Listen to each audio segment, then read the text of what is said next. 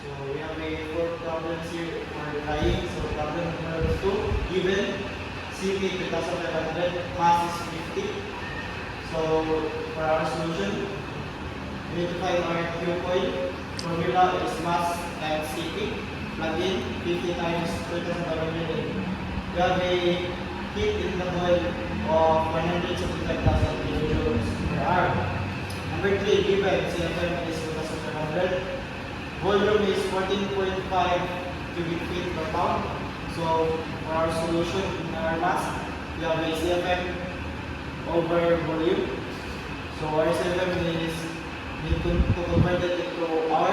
So 1,500 times 60 over 14.5, we will have a 6,207 pound per hour. So number 4, given CPW is equals to 4.186. T is 20 Celsius, I3 is 30.18, X2 is 0.0063, and our sensible heat is 45. So for our S equals CPW times T, plug in, and we will have 83.72 kilojoules per gram. For our I2, we have 1.006 times 45 of sensible heat plus 0.63 times 2.01 plus 1.86 times 45, and we will have a I2 of 61.6 kilojoules per kilogram.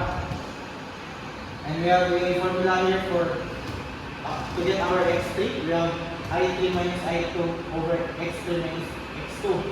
Plug in, and we will have a 0.00872 of X3. So for our problem number 5, given Q total of 29.5 kilowatt, mass flow rate 2 kilogram per second, H1 61.4, H4 66.5. So solution, we need to get our energy total. Formula is mass times H4 minus H1. So plug in, we will have a energy total of 101.4 kilowatt.